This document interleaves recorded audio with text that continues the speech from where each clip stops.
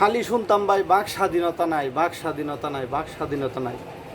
আমি তো এই বাংলার জমিনের নাগরিক, আমি সত্য বলতে ভয় করি না।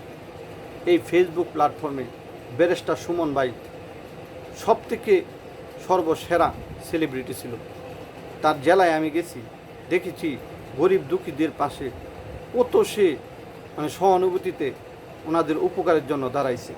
এই 64 জেলার এমন কোনো মানুষ নাই যে তাকে লাইক কমেন্ট শেয়ার না করতো। সারা বিশ্বের এমন কোনো মানুষ নাই যে তাকে না চিনত। সেই সুমন ভাই এই ফেসবুক প্ল্যাটফর্মে সবচেয়ে বড় অবদান রেখেছিল কিছুদিন আগেও। কিন্তু ভুল একটাই, সরকারের প্রতি হয়তো একটু সহানুভূতি দেখায়া দেলোয়ার হোসেন সাইদি হুজুরের মিথ্যা মামলাটা লড়তে গিয়া আজকে দেখেন তার কি করুণ অবস্থা। এই ফেসবুক প্ল্যাটফর্মে তার নাম নিশানা কোনো কিছুই নাই। যাদেরকে সে দিনে রাত নিজের টাকা পরিশ্রম করে সেই টাকা দিয়ে ঘর বাড়ি খাওয়ান ভরণ পোষণ দিছে, তাদেরও একটা লাইক কমেন্ট কিংবা শেয়ার আজ পাওয়া যায় না সেই সুমন ভাইয়ের নামে। এই সুমন ভাই কিন্তু আসলে ভোলার লোক না।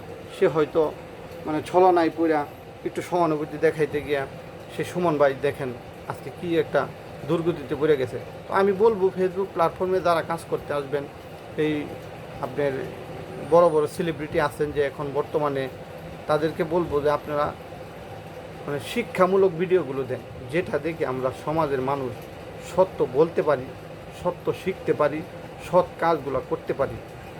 এটাই আমার আপনাদের প্রতি অনুরোধ রইল। আসসালামু আলাইকুম রহমতুল্লাহ। সর্বশেষ বলবো যে ভুল কেউই করবেন না। সুমন ভাই একটু ভুলে দেখেন আজকে এই ফেসবুক প্ল্যাটফর্মে তার অবস্থা কোন জায়গায় দাঁড়াইছে। আল্লাহ তাকে ক্ষমা করুক, আমরা তার জন্য দোয়া করি।